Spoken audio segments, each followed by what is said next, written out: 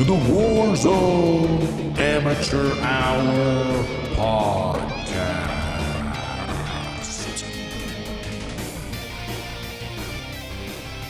Holy shit, welcome back to the Warzone Amateur Hour podcast. This right here is episode 103, and this right here is a monumental moment for all of us in the Warzone community, for all of us in the Warzone Amateur Hour community, because this is Warzone 2.0 launch week. The new generation is upon us. I mean, a new chapter opening. We've been doing it on our advent calendars, marking it one day at a time, journaling with our crayons, dreaming about this day, and it is only hours away if you kind of do a lot of hours on top of each other. But that said, so much to dive into. I am torqued beyond belief. I got a fucking cold brew and a real brew here. I'm ready to go, but I gotta turn to the 10-inch-cowboy and ask you, cowboy, how was your week this week in the Warzone and Modern Warfare 2? Wow. I am speechless at your energy and enthusiasm. Right off the bat, opening with a holy shit, I don't think you've ever done anything like that. Wow, what a vibe. I'm loving it. I honestly feel like I need to do something to get me as torqued as you are, like something artificial and a substance to get me there. But wow, unbelievable. So yes, to answer your question, your heartfelt question, I had a good week, and it did involve the Warzone. And that's right. I'm sure we will talk about that. I had some technical difficulties with the stream on my end. Apparently, my internet is dog shit, so I have to look in the mirror and talk to somebody and figure out what the hell's going on. But other than that, it was a great week. Played a lot of multiplayer, very over the multiplayer. I'm just going to be totally honest here. I'm ready to play the next iteration of Warzone. I'm tired of just getting shit all over my body in the multiplayers. It's just like way too sweaty, and I'm not quick enough. I'm not good enough. I feel this, like, it gives me anxiety when I play multiplayer because it's so fast paced. It feels like I'm a crackhead, just like grinding in there. And so I'm ready. I feel like I've put in a lot of good work, and I'm ready for Warzone 2. I might not even play the multiplayer until Warzone 2 comes out. Wow. So that's what it is. So it was a great week, and yeah, I can't imagine how much shit we have to dive into that's on the old agenda there. But I will turn the question around to you, and please don't feel that you need to keep that enthusiasm up for the rest of this episode, because I am afraid you may have some kind of medical condition. But I will throw it to you. How was your week? Well, it can't stop happening, all right? No, but that said, wow, you said it. So much to dive into this episode. And I mean, so much to dive into what you just said. First off is you said you need to take a look and talk to someone in the mirror about getting your internet fixed. So I just imagine you like in your bedroom by yourself staring at a mirror like, hello, can you fix my internet? I don't know if that's really the route for getting the internet fixed. I think you actually need to get on the phone and fucking call someone. But secondly, pretty interesting stuff about your taste for the multiplayer. I mean, I guess I understand. I'm not a huge fanboy, but we're going to dive into that. We gave our first impressions. Then our second impressions, kind of give a little maybe third final impressions here before we set sail from, like, this is the little training ground, they kind of take you to, like, before you start, like, Mortal Kombat. It's like, see what you're made of, have you kill some of these plebs. But then when it's time, you get on that fucking ship, you go through the portal, and then you go to, like, the Nether Realm for Mortal Kombat. And that is what's going to be happening here as we transition into Warzone 2.0. But yeah, a lot to get into. And, as it stands here at the top, you said you're pretty much done with multiplayer until the launch of Warzone. We'll see if any information or stuff we go over here maybe happens to change that by the end. But before we dive into Modern Warfare 2, we made a promise to our listeners weeks back, and it has to do with that thing we call Warzone 1, which carried us through 100 episodes of content, hundreds of, interactions with amazing people, thousands, so I could call it. And that was Warzone 1, and we had promised to get our final win together before deleting the game. Do you want to share about how that went for those who didn't follow along live in our stream or check out the video? So, yes, that is exactly what happened is we got our final Warzone victory. We thought it may have taken a bit longer than it did, and I think it only took us 3 games. I think it was our 3rd game. We got a duos victory on Rebirth Island, and then it was not. I noticed that there were the same people in all of our lobbies. Like, there was not enough people to fill the duo space. Like, maybe it was a timing thing. We all got out and we all got in, but I was like playing with we were playing with the same people. I noticed. And it went well. I thought it was going to take us hours. If not, maybe we would never get the final victory, but we did. And then we ended up playing a Caldera match in which we lost. And then we ended it on that note. And I believe you uninstalled the game immediately afterwards. Correct on all fronts there. Yes, I did. It was unfortunate because I was trying to capture it like on a stream, but the PlayStation UI doesn't allow you to like stream yourself in the menus for security reasons. So I wasn't able to actually capture that moment. But yes, indeed, I went to it after that. We to back it up. Yeah, we told each other, all right, we're going to hop on Friday morning. Hopefully in the morning, the lobbies are a little easier because we didn't know like what kind of psychopaths are still lurking around Warzone 1.0 playing duos, resurgence, Psychopaths like us. Yeah, exactly. But I think what we found is the lobbies were somewhat sweaty, but they weren't like out of control. And it made me think, well, the real sweat lords are probably on Modern Warfare right now, grinding their balls off so that when they hit the ground running on Warzone 2, they can maintain that they'll get any edge they can, whether it's sucking down G Fuel or, using a Cronus, whatever. So I felt like I wasn't sure how long it would take us, but I did feel confident after it because we got like 4th, I think, our first match. But yeah. Yeah.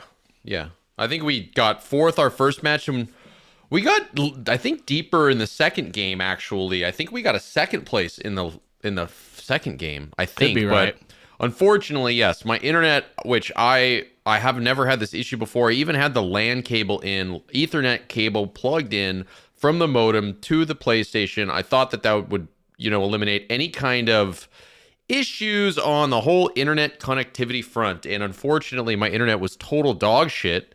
So yeah, I got to go look in the mirror and talk to myself and figure out what I'm going to do about that. But we switched over to you, and then, we got the final dub.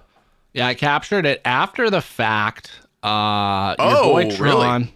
Yeah, I mean, that's how the PlayStation thing works. You can just say, record the last 30 minutes or whatever it was. That's up on our YouTube if you want to watch the full match from Tron's perspective, which, in the end, probably a blessing because Tron dropped 6 kills. Cowboy dropped how many kills?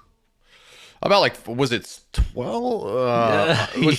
It was 11 or 12, I think. Just multiply whatever he says times 0.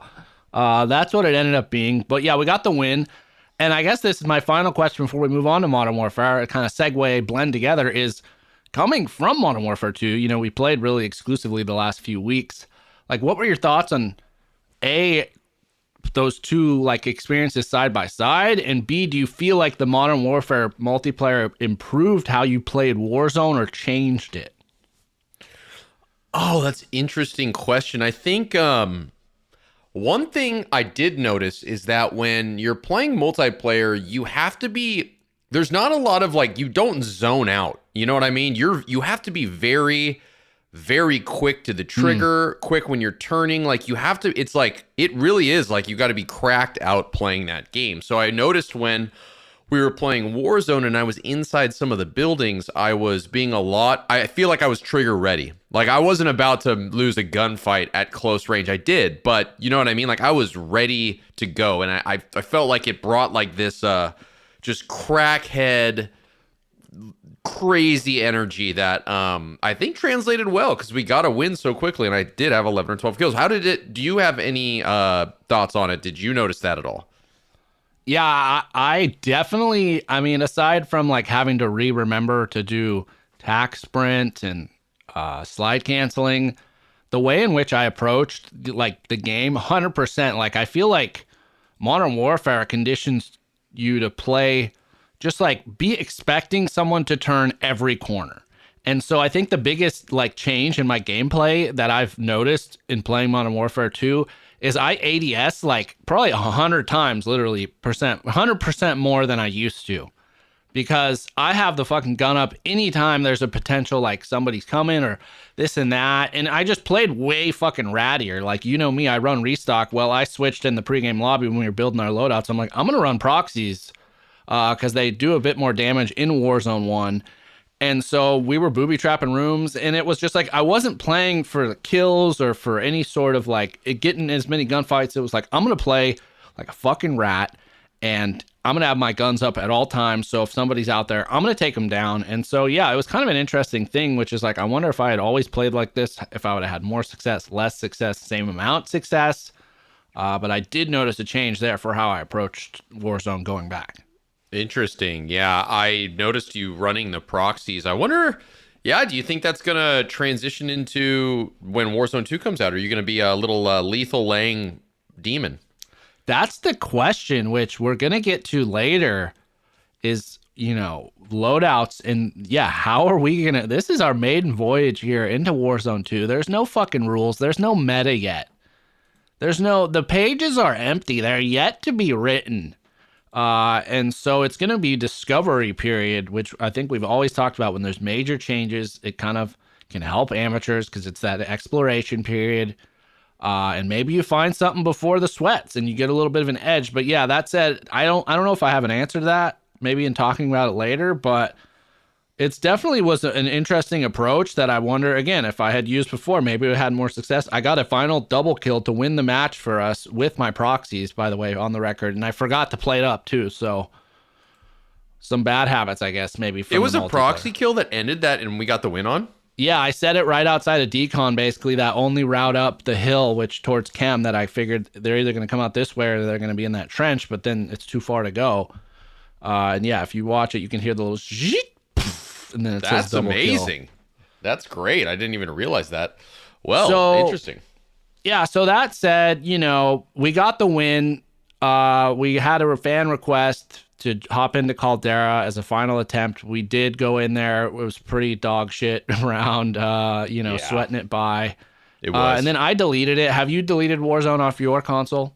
No, I ended up actually playing it a bit more yesterday with a couple of friends of the pod, Pole and Chine, and we got some dubs, and it was great. So I guess it wasn't my final game. It was our final game, but it wasn't my final game because I'm still playing it. It's I just enjoy it so much more than multiplayer. I don't know what to say. I do. Wow. Multiplayer it's too aggro for me. I like the strategy involved with Warzone. I like, the journeys you go on. Multiplayer is just like, and it's just I'm much mindless. It's mindless, and it's really ratty.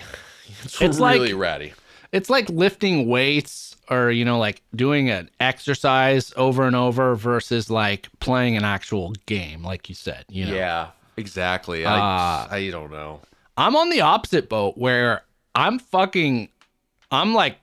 divorced from Warzone, have been. I love just the feel of Modern Warfare 2. I'm with you that I'm not super big on the, the multiplayer experience, but it's just, I'm like, trying to dial in and excited for like how this is all going to transition into Warzone 2. So I guess we're the same in that, but I'm like really enjoying where like the foundation that Modern Warfare kind of multiplayer provides for what's going to be coming. Yeah, I agree. I mean, I think that I've gotten enough of it though. I'm ready. It's been a while. I'm fucking ready. You hit the new batting. You got the new bat in the batting cages. You got your swing dialed in. I got you. You ready to fucking put the lights on and start keeping track of scores. I'm a young man that, is a virgin, and I've been thinking about losing it my whole life, and I'm ready, man. I'm ready. Let's go. Okay. Well, we'll see how that plays out this coming week. But yes, indeed, as we said at the top of the show, as the fucking show title said on your little player, this is Warzone 2.0 launch week. The curtains are down. The lights are on, as Cowboy said. They're trimming the grass. They got the fucking lines etched in there. The seats are polished up. The stadium's ready to open up, and we're all ready to fucking hit the ground running. We've been training our whole lives, or what feels like it, for this moment, at least in terms of the life of the Warzone Amateur Hour. But yes, indeed, in anticipation of Warzone 2 going live, which will be happening this coming Wednesday here in the United States, November the 16th, 10 a.m. Pacific time. We'll go over a lot of these numbers again, but they released their full-on patch notes, like shebanger, it's happening. So there's a lot to dive into. Any high-level thoughts before we kind of go into it? This is going to be a big one. Are we gonna play it on Wednesday? Or are we gonna like stream it and play it, or what? We're fucking playing it. Unfortunately, I have some meetings for work scheduled in that I can't really get around, but I will be on, God willing, right at 10. Do my best to play. Thursday and Friday are where I should be getting, my bulk of my gameplay. But yeah, you bet your ass we're gonna be there. All right, I'm gonna play. I'm gonna throw this out there. I'm gonna stream it when it drops. You jump in, we'll play when you can, but I'm just gonna go for a while. I got time on Wednesday. I love it. I love it. I think it has to happen. I'm making a public announcement, so I'm held accountable. Well, then maybe after we get off this, go in your bathroom, look in the mirror, figure out whatever you got to do. Because if you're going to be streaming Wednesday, you're going to need your fucking internet dialed in. Dang it, you're right. I don't know what to do. Shoot. Maybe it'll just be a dope audio stream. We'll see. No. Well, we'll have a few. We'll do our first one from the Tron side, maybe. But that said, yeah, let's just get into these delightful little patch noties. Pulling them up for the Cowboy here to go ahead and visualize. But the first thing off is this was not only a reveal, as we had said, of Warzone 2. It was also the big reveal of DMZ, which, depending on time, we may not be able to take a massive dive into today, but obviously we will. It's just so much to get into. It explodes your brain. But the high level, the fucking headline news right off the bat, which we've been tracking, which was the lightning rod issue when we first saw Warzone, was loadouts were absent. It was not a part of the game. We had heard rumors they were back. Well, now it's officially official. Loadouts are back. All right. Finally. I'm glad it's officially official. Exactly. Celebrated, I think, across the board. They said there's 3 ways to earn a loadout, or at least a primary weapon. Number 1 is shops, which they're calling now buy stations. Players can use in-match cash at the shops, the new name for buy station, to purchase only, it sounds like, their primary weapon from their created loadouts. So it sounds like you might not be able to purchase a loadout at any shop, which I'm curious to hear your thoughts on in a moment. But next up is the loadout drop public event, as we've been used to, but there's a wrinkle now. So this loadouts will drop into Al Mazrah in the middle of the Battle Royale matches. However, unlike before, these are not limited or assigned to individual squads, but instead they can be accessed by any player. And then there's strongholds and black sites where players can also earn their loadouts in-game, early game, as a reward for clearing a stronghold or black site. What are your thoughts on these high-level shit? What are your thoughts about loadouts? Where are you at? Well, okay, so a lot to unpack there. One, I think it's good we have loadouts back. That's, I think, the number 1 takeaway from that. Number 2, we can't buy them. What does this mean for us? How do we get them? They just drop and that's all it is?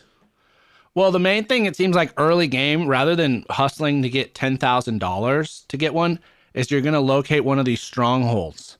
To get your weapons, essentially. Which we'll dive into, that you can get your loadout, and you get your full set of perks. You get, if it's overkill, you get both guns, all that stuff. Okay, curious, what the cost is there. I know, I'm sure we don't have any of that information, but is it expensive? Does it compare? Is it unrealistic, or is it easy to do? There's a whole slew of questions that kind of are, being opened in this Pandora box. But that is interesting. So I don't know what else to talk. I'm just riffing right here. What else are we talking about with this? I think the biggest one is the public loadout drops are So you'll see a loadout drop in front of you. It won't be assigned. You won't see like, oh, there's 3. Oh, it's just one. For 2 You get teams. to grab it. There's just one. Anyone can access. Wow. That's interesting. Those are going to be hot as fuck, as we like to say. Those are going to be crazy. I think this change, is fucking cool. What do you like it? Do you not like it?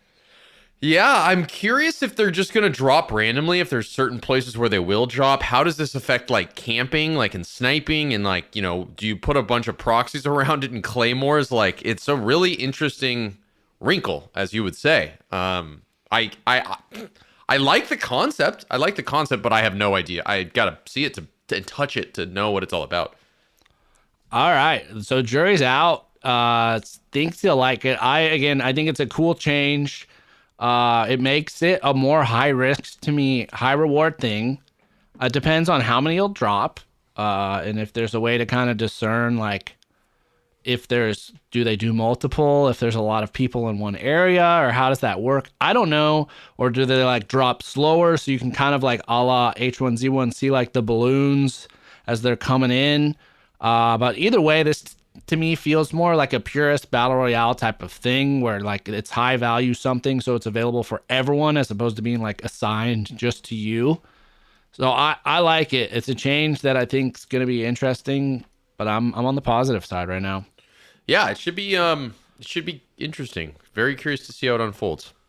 And then I think we're going to jump ahead because it begs the question, what about these strongholds? What about these black sites they mentioned? What's going on there? So that brings us to AI kind of.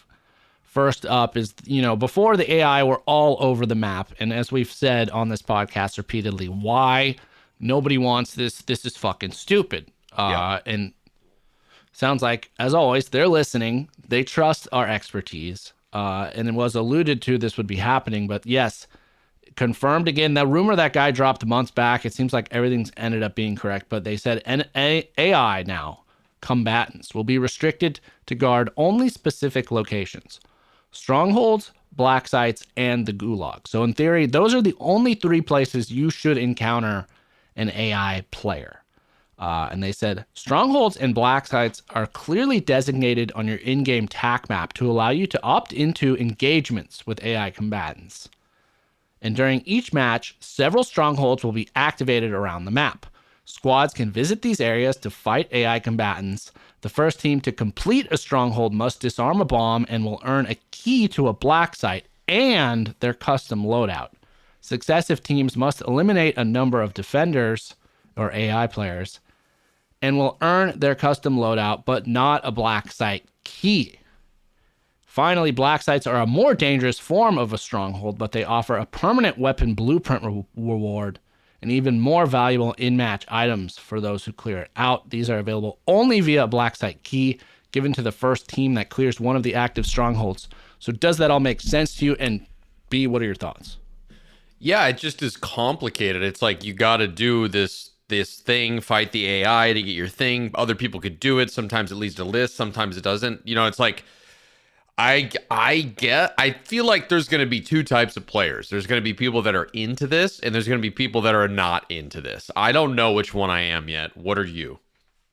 I mean, I'm fucking so grateful that they've at least relegated AI to these. And you kind of, like you said, it's more of an opt-in thing, kind of like it was in Warzone. Like if you didn't want to fight the AI in Warzone, you just didn't open the crates or whatever it was.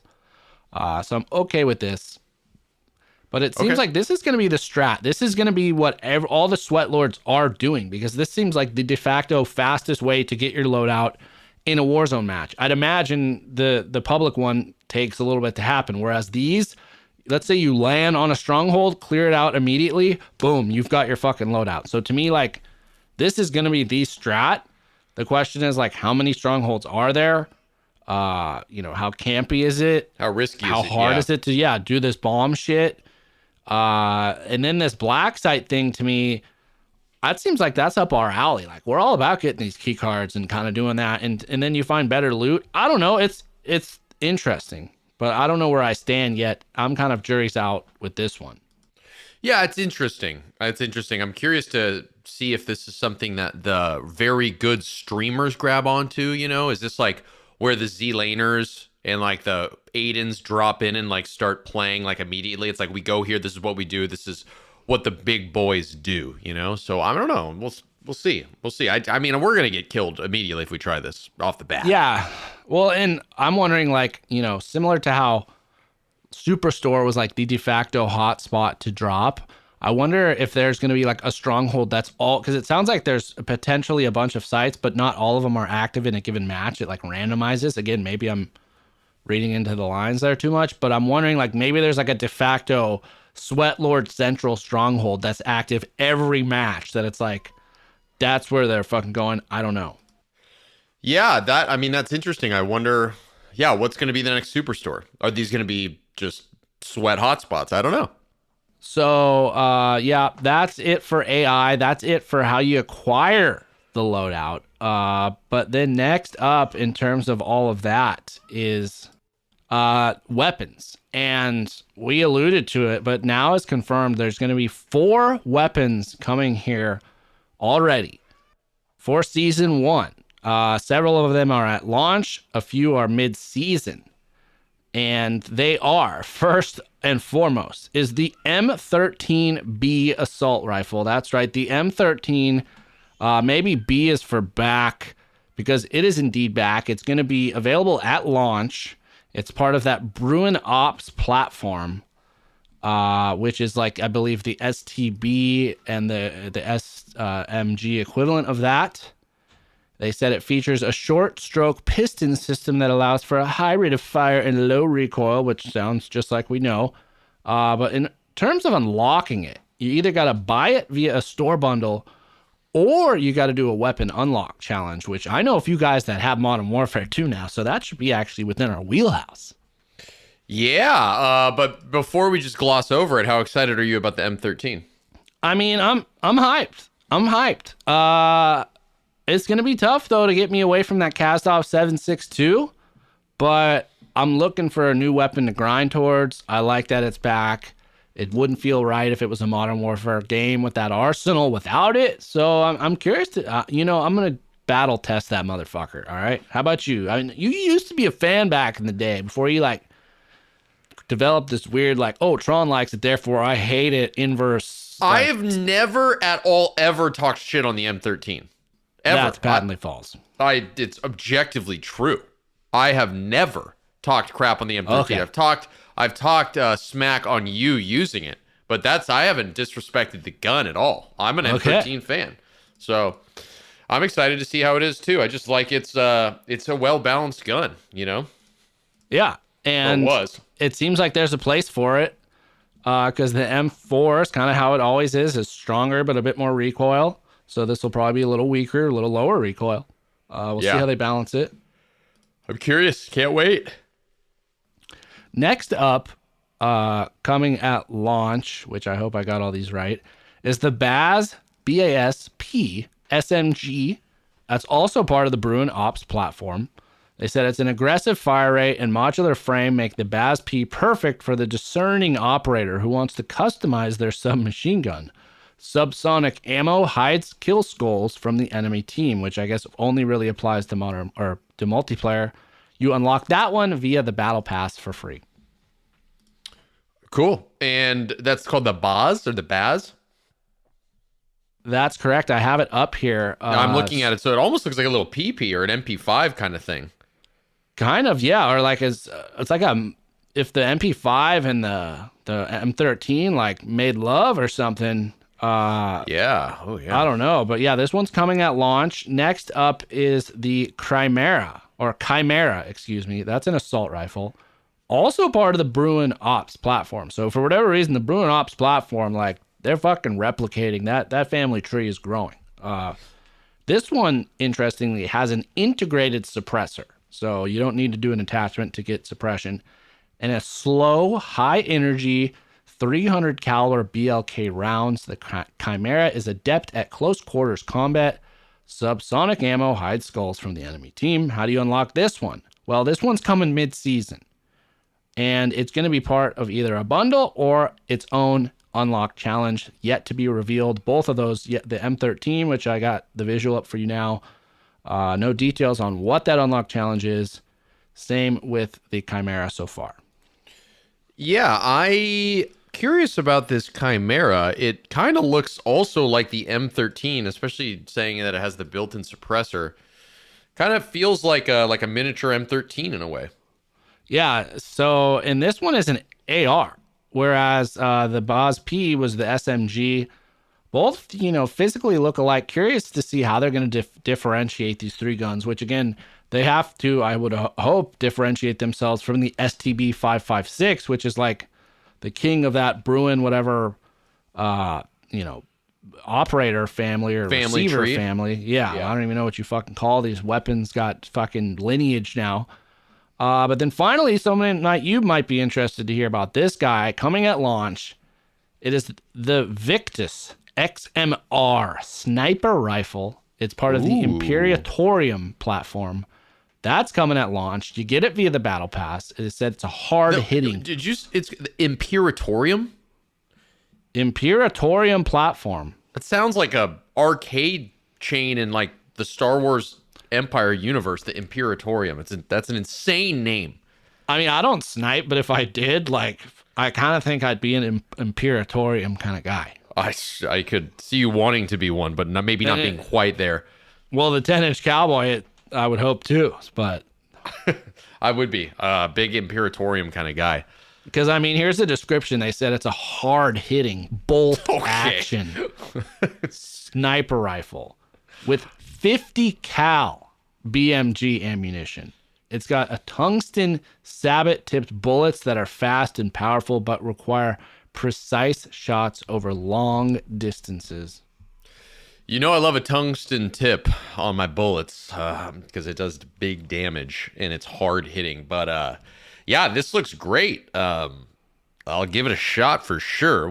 So are these dropping with Warzone on Wednesday, or is this like mid-season update? What's the deal? So all of these except the Chimera are going to be part of the battle pass. So you're just going to have to level up that battle pass. Or excuse me, the M13 is going to require an unlock challenge. But yeah, I believe you can go after them as soon as, bell rings on the 16th. All right. That's very exciting stuff. So we've talked about loadouts being back. Obviously, weapons. In addition, I can confirm you can get, it seems like when you do your loadout, they're not going to have that time release shit for your 4 perks. It seems like right off the bat, you're going to pick your loadout and you're going to get those 4 perks instantaneously. So that seems like a monumental wrinkle now from going from 0 perks being in the game now to, yes, they're back and there's a new perk slot and they've reordered, as we already know, which perks are in which slot. So what are your thoughts about perks, big dog? I think perks are a little bit more complicated. I am glad. Okay, that's something that I've taken away from multiplayer is that I feel like I have a good sense of what I can utilize with the perks. It's been a eye-opening perk experience. It's perky in multiplayer. So I think that I know what I want to start with and what I want to go in with. I'm still a little confused on how the perks work in Warzone. It's not the same as multiplayer. Am I right? Well, I just feel like, how you don't get your 3rd and 4th one activate until time passes or you do a certain amount of things. I feel like it seems like that's not the case. Those 2 are just instantaneously activated. That's, wait, sorry. I don't know if I understood you. 3rd and 4th are instantly activated immediately when you drop in. Yeah. So you basically have 4 perk slots for Warzone, just always live. And does it match up the same way that 3 and 4 are typically the more valuable perk slots, and then you kind of just start with everything right off the bat?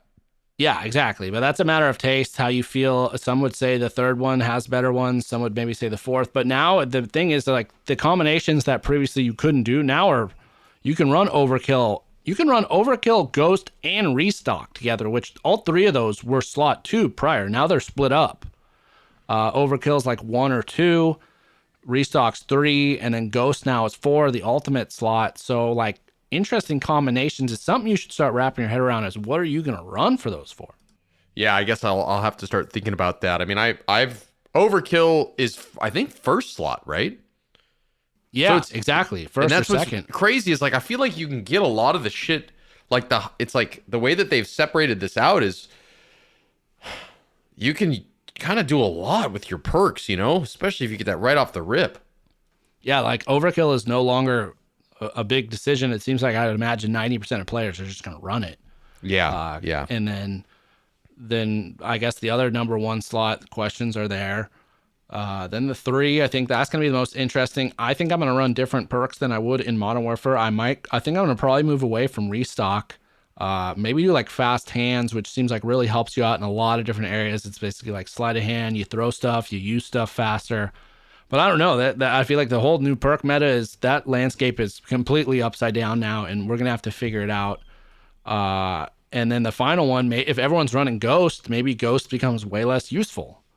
I don't know. Yeah. Yeah. And what have we got any indication on the UAV situation? I'm not sure on the prices, but they're definitely in the game. Yeah.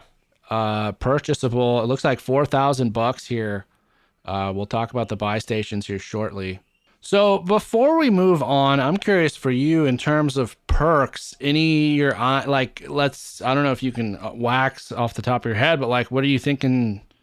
I guess this is my next question actually, is what kind of loadouts you got to be prepping for the big day, for the big drop in a Warzone 2? What do you got? I have no fucking idea. I think I'm going to probably run restock. I'll probably run overkill. I'm probably going to be running the sniper shotgun combo that I know and love. And I'm probably going to do the same thing that I've been doing in multiplayer and just bring it to Warzone and then tweak as adjusted.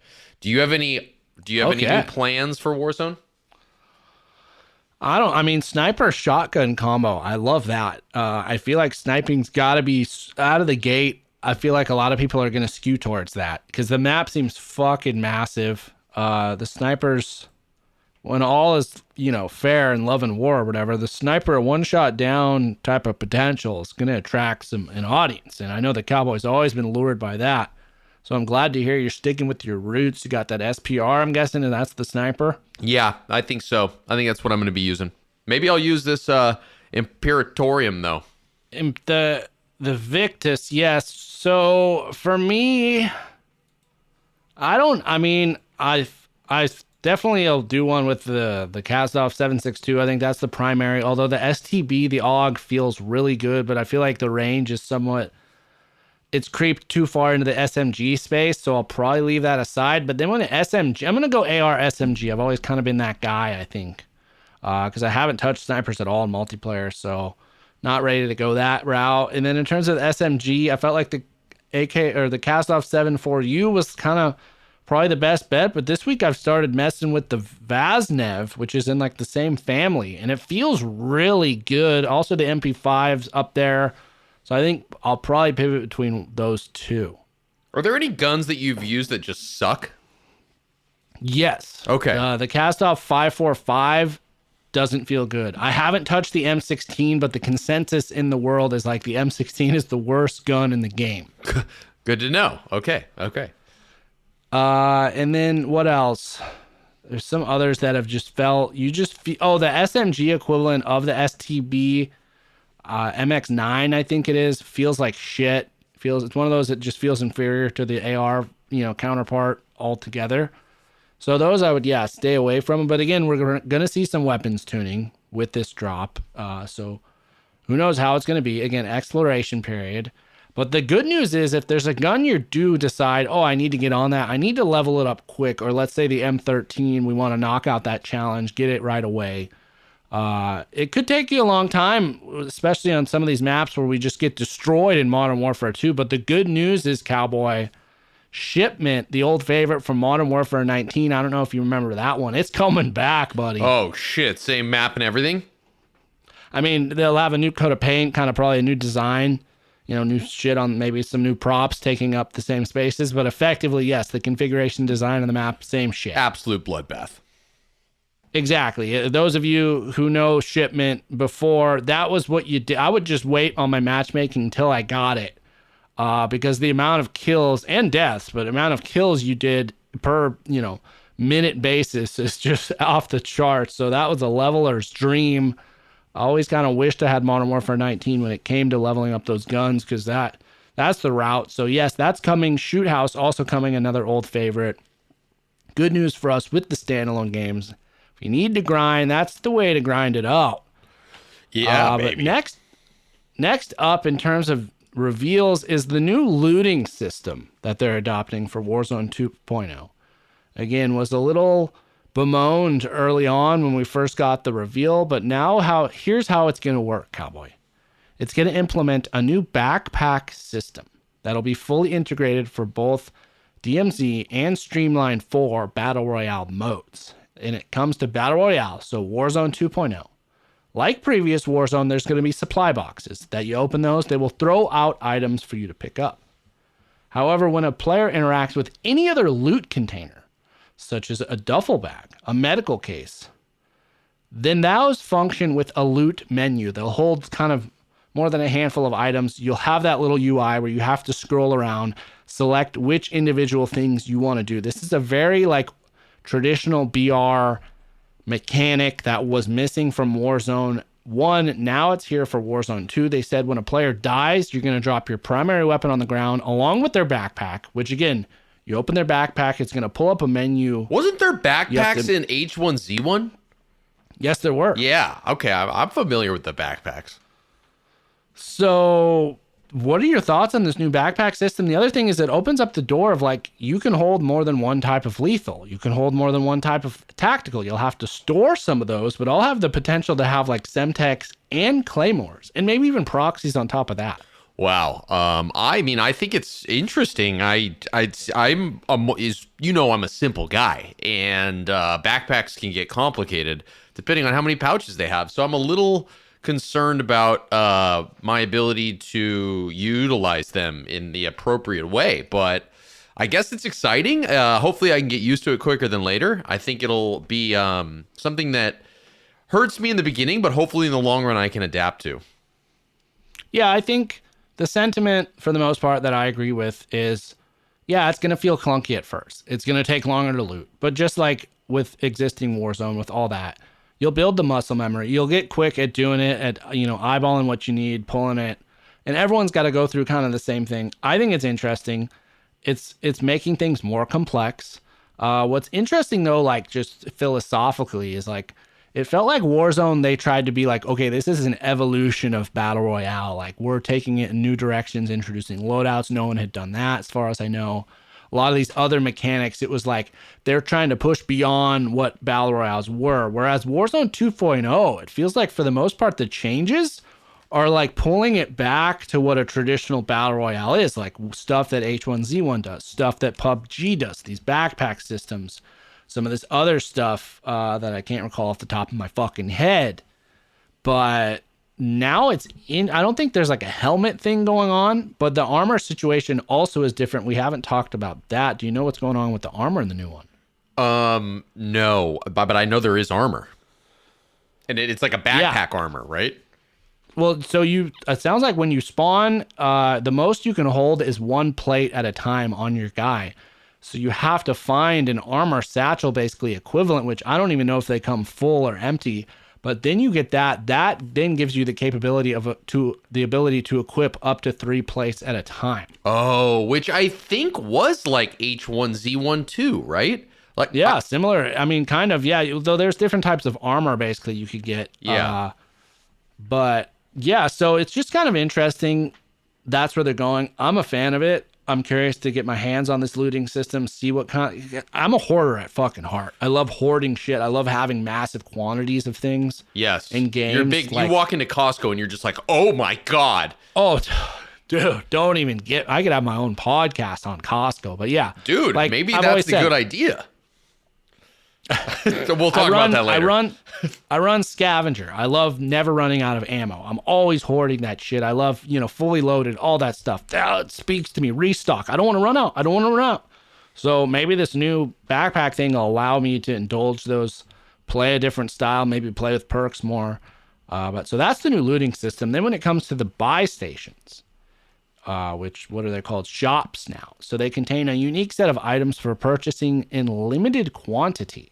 So it sounds like basically a buy station, like let's say a bunch of people have bought the plates there. Maybe it runs out, or gas masks or kill streaks runs out. But it says you can see these offerings and you can buy back fallen squad mates within a new interface. Obviously, this is an audio-only medium, but for you, Cowboy, I took some screenshots to kind of show you. So when you first access The loadout, this is basically your two categories. You have gear or primary weapons. If you select primary weapons, it has a bunch of these ones we're familiar with from Modern Warfare 2. I think a lot of these, several of them would be ones you built out in your loadouts. So you can basically get your loadout guns purchased. I'm seeing prices of, what is that, $6,000? So not cheap, or maybe that's a 5. And then let's say you were to do that gear tab, you can see plates, munitions box, Molotovs, portable radars, throwing knives. You can buy a recon drone, battle rage serum, trophy system, durable gas mask, flash, Semtex, UAV. And it looks like that's a limited amount of stuff there. So Interesting. There's a lot. I mean, there's a lot more stuff to buy here. These buys are complicated. I love how you have pictures of Doc too. I'm glad that you're. Oh, Doc's watching.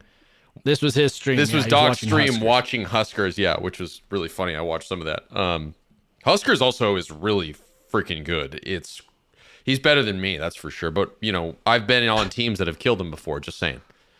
Hold the press here. But yeah, that's the new buys. Again, from here, it looks like loadouts themselves are missing. Maybe they add that later. Maybe there's special buys, you get that. Or again, maybe the only way to get those in game other than the public drops are the strongholds and black sites. Yet to be seen. Also interesting, they have a durable gas mask available. So that's making a return. And you can buy like frags and tacticals is interesting here as well. But that's it for the buy stations. We've talked a little bit about the map. You've seen some of it. What are your thoughts on the map? I haven't seen a lot of the Warzone map though. What do you mean? I haven't seen that shit. I haven't seen any of it. I mean, it was showed. You didn't watch any of these gameplays from this week? No. I watched some of the gameplays from back then. I didn't watch them this week. But is the map that we played when we were doing those duos missions, was that part of the map or no? That I'm not sure about. I think sections of either the ground war or the invasion game mode or both are parts of Al Mazrah, which is now the big shebanger Warzone map. And also part of the map are old, basically multiplayer maps from old Call of Modern Warfare games, like the airport part of Al Mazrah is the old airport map. There's like a high rise, that's the old high rise map. So it's kind of a mixture of new, but everyone's been raving about the map. I'm with them. It looks fucking amazing. Like we had the whole debate of like, oh, Caldera sucks. Maybe we just romanticize old maps. To me, I think hands down, this is going to blow away any map they've ever put out, including Rebirth, including Verdansk, including all that. Wow, that's pretty confident talk. It looks good, man. So salute to them. But next up, big news, part of our tagline here on the Warzone Amateur Hour, one of the places we spend the most time, that is, of course, the Gulag. Another controversial thing that was introduced when we first saw Warzone 2. Now we get clarity on how is it going to be, and it seems like they haven't really made any tweaks to this. So it's going to be a 2v2 environment where you are randomly paired basically with an enemy teammate. You have to take down the opposing duo that you're paired against. All players, they say, receive a predefined loadout. At launch, it's going to be a pistol or a shotgun, a lethal grenade, and a tactical grenade. Oh. And there's going to be better, highly effective weaponry and gear placed in the map's center. Interesting. Yeah, again, no idea what to think about it until I get in there and die in there, you know? Well, so there's more to this. So I think if they had left it at what I just described, that would have been really cool, really interesting, would have dug it. But they've introduced, as we talked about it early on, there's AI involved with this fucking thing. Namely, there's going to be a person called the Jailer who's going to appear in the middle of the match and help speed up combat. And so if you defeat this Jailer, which is an AI character, that will return all 4 of you back into the game. So if you work together, enemies becoming friends, team up on the Jailer, you all can get back in the game. So they said they're hoping create a dilemma. Do both duos agree to wait and fight this powerful enemy together? Or does one get greedy and try and go for the elimination victory? That is interesting. I wonder if we're going to like develop some kind of if you go to this area, that means you want to defeat the Jailer. And if you don't, you know what I'm saying? Like, are we going to be able to is there going to be some nuance that starts forming in the Gulag community? about what to do and what decisions to make, you know? I mean, I didn't really understand this mechanic and what they've done until reading it just now, and I gotta say I'm much more intrigued and I like it more than I did because, like they said, they're creating that kind of ethical dilemma. It's like a stranger's whatever that famous experiment was. What is the fucking where all they were the Stanford prison experiment or whatever the fuck. Similar like thing. Is this a ceasefire for real, or is somebody gonna be a dick and fuck it? And then there's even more of a layer, which I think on our Discord they basically said maybe I'm bastardizing it, but they're like, well, one strategy is since everyone can hear each other, you call out to the other duo, you say, hey, kill your fucking teammate, and then the three of us can get out of here together. Or like some Joker shit. I don't know, but it's a wrinkle. And they said in terms of like what if nobody does anything? Does everyone just get out then? They said, well, instead of a traditional overtime mechanic, if neither team nor the jailer is eliminated after a brief period of time, all four operators lose. Interesting. A lot of wow, that is crazy. I'm curious to see how this plays. So yeah, the Gulag that was a revolution in Battle Royale experiences. Never really had been done. Now they're revolutionizing it even more, giving it more of a wrinkle. Curious to see how this leads to. Next up to talk about is the movement. So as we've seen with Modern Warfare 2, slide canceling is effectively gone. I've seen, maybe there's some weird workarounds. I don't think anything's worth it. And then in watching, it was so refreshing watching the gameplay streams, which it sounds like you fucking missed, which is mind-blowing to me because we host this podcast, but was to watch these pros like Huskers in this new environment, unable to slide cancel. They have to do the tack sprint. They have to just run across open fields like a normal fucking soldier, boots on the ground, one step at a goddamn time, foot in front of the other. Yeah, okay, so just to to clarify here, I did watch some of this. I did watch Doc watching Huskers, so I did see it. I just forgot that I had seen it. So before you criticize me publicly, let me just make that statement. I did watch some of this. And yeah, it is. I mean, the movement is interesting. I mean, maybe it forces you to become a better aimer, a better shooter, a better player, making sure you hit your shots. You don't rely on like your little fluid movement. You know what I mean? Maybe this changes things. You can't just pop a stem, slide into a fucking building, go whipping around, whoop, up, whoop, whoop, down. Crazy, man. Bunny hopping even seems like that's been nerfed quite a bit. You can only kind of do one initial hop. But what was really cool is that's making people make use of the other mechanic that's in there, dolphin diving, which to me, I'm so much more cool with a dolphin diving meta than a slide canceling meta, because it's purely defensive. You don't get an advantage on killing the other teammate by running and diving away. But to me, that should be a mechanic in a fucking game where you're trying to murder each other. Let me fucking run. It feels good. I don't know if you've done it in multiplayer to run and dolphin dive through a window into a safe building. It's cool. I have not done that. I should try that. But yeah, that's what players are doing instead. To me, that's cool. I love what they've done with movement. I like that they've held firm despite I think it's a vocal minority that are crying out about bringing slide canceling back. I think the amateurs like us, which we're the voice of, in agreement. And then the other mechanic now that we have to deal with is fucking swimming, which they've said you're only going to have sidearms and melee weapons and throwing knives while you're submerged. But when you're on top of the water, you can pull out that gun. They also said try using lethal and tactical equipment on or underwater for a wide variety of potentially destructive effects. Oh, yeah, I actually had some success this week underwater, beating people down and meleeing them. I was actually, so a big strength of mine is the underwater dogfights. I mean, it's definitely a new wrinkle. It seems like it's only that one real map, the Albagra Fortress or whatever, that you can really use swimming in terms of small scale multiplayer, but it's fun. And yeah, I'm excited for that potential. Again, we said run and jump off a bridge to safety, fucking get in a boat. I saw people this week during the gameplay, there was a boat with a machine gun fighting a helicopter, literally dueling as they went through the map. Just cool potential being unlocked here with this new stuff going on. Totally agree. Cool potential all around. And when it comes to movement on foot, we also got to talk about movement in the air, on the ground, and the water. They said there's two new vehicles.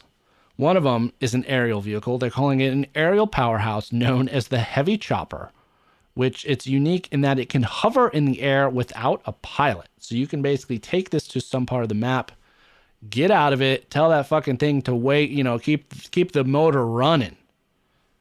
Any thoughts on this new heavy chopper? Yeah, I've always been a chopper fan. What's interesting is whenever they introduce new choppers, though, there's always these crazy wrinkle glitch debacles that happen and people exploit them and are either like invisible or can like live in the gas. There's always weird shit that happens with big chopper releases. So, I mean, this is actually making me realize who knows what's going to happen on Wednesday. Maybe this will turn into a total shit show and there'll be some kind of total debacle on like, the rules of the world.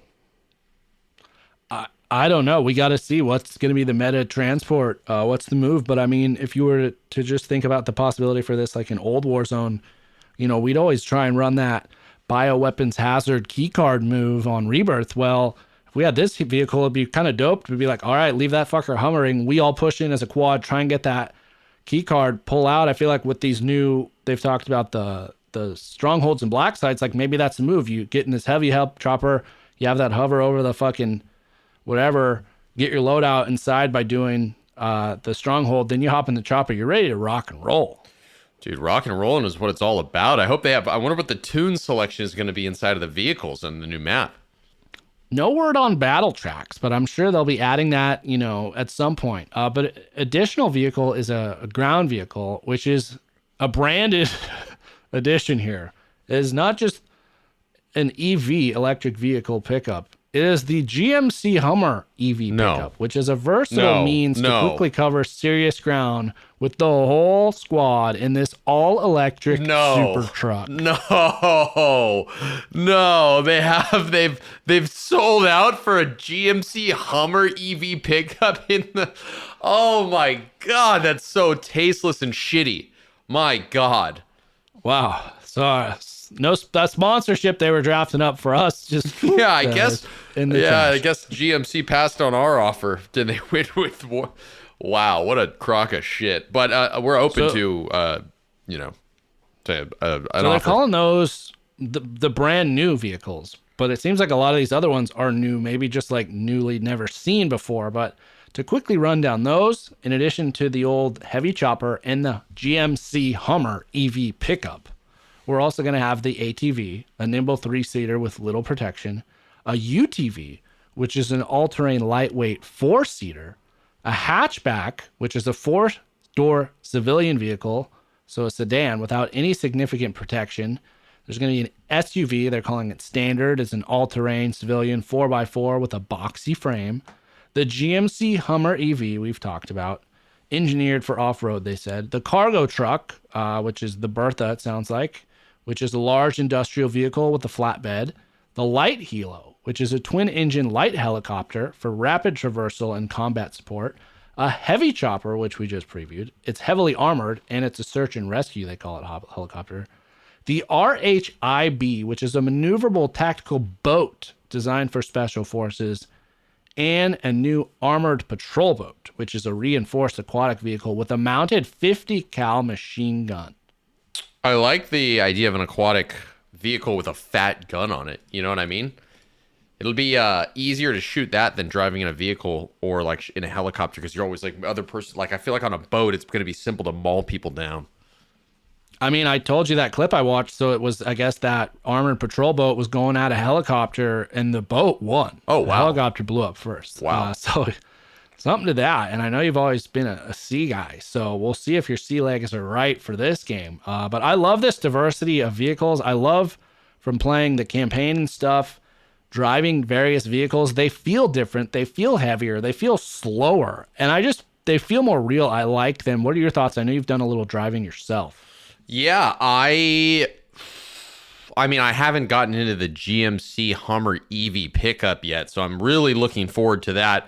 If they overperform that and it's obviously like the fastest vehicle and it's like the number one vehicle, I'm going to be fucking pissed because that's fully selling out to, I mean, come on, man. Come on. I wonder if you have to like charge the vehicle. Like what happens if you drive it across the map? Do you need to plug it in and then wait an hour and a half for it to play? You know, who knows? But, now, I'm really excited to try the boats. Haven't tried the boats yet. Want to try the boats. That's really what I'm excited about. Well, fantastic way to segue there. You asked about fuel what's going on there. In old Warzone, you drove these cars, the Kingdom Come. They never ran out of gas.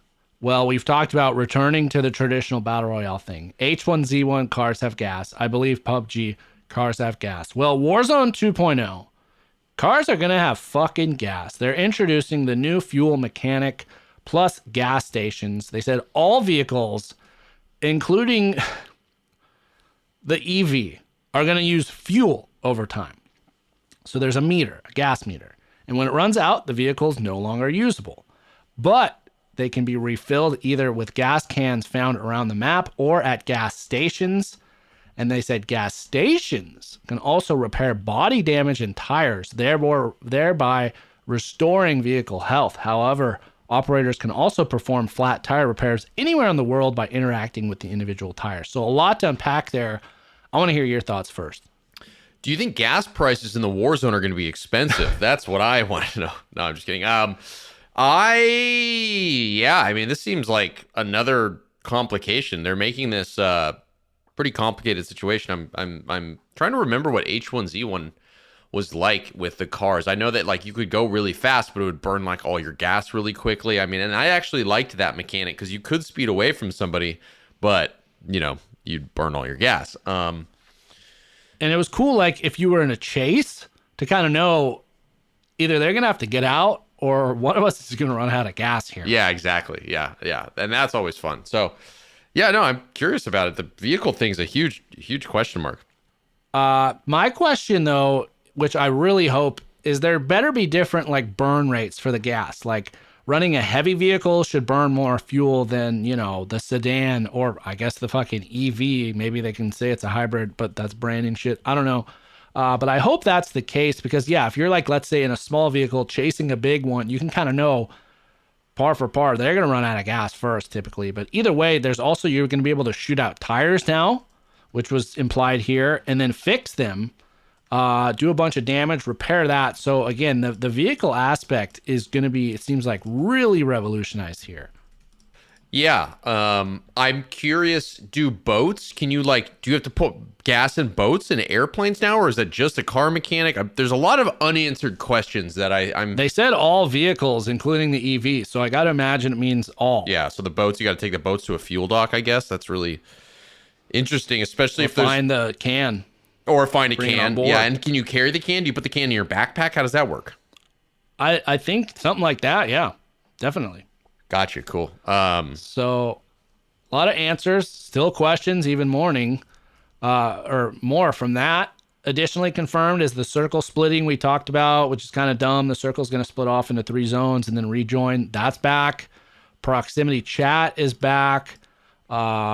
And then there's a brand new interrogation mechanic where in squad-based modes, if you have a downed player, you can do this like thing where you interrogate them, and then you find out where their teammates are on the map. What do you think about this? That's interesting. Yeah, that's interesting. I bet that's going to happen to us a lot. I mean, we'll be getting interrogated.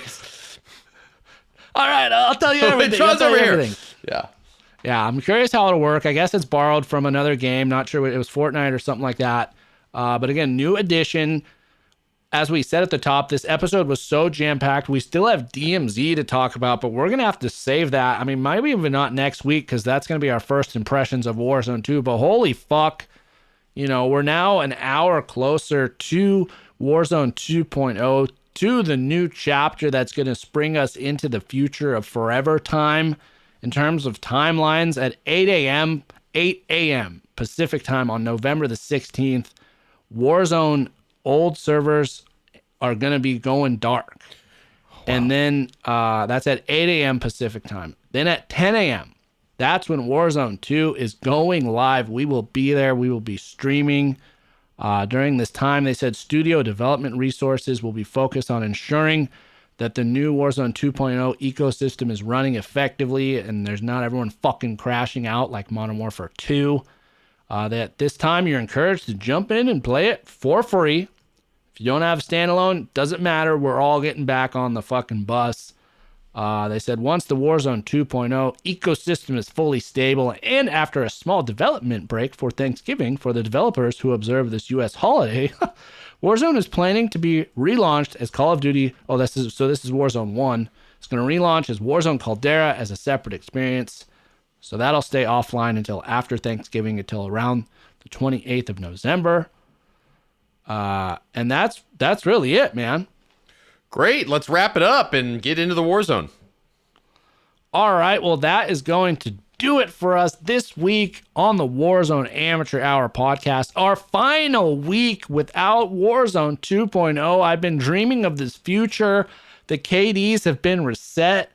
The loadouts better be dialed in. Level that shit up. It's time to drop in, get hard, represent the amateurs, get those WAH clan tags ready. Let the fuckers know we're coming. Yes, sir. Exciting times. It's going to be a big pod next week. And as a final salute, I just got to give a final thanks to people like Laws of Gravity, people like Paul, all those friends out there that made this game possible for others. Our friend Paul gifted Modern Warfare to our other friend Smeed, and that shit touched my heart deeply. To all you out there helping friends get in the Warzone, let's do this together. We will talk to you all next week with our thoughts on Warzone 2. And until then, good luck in the gulag.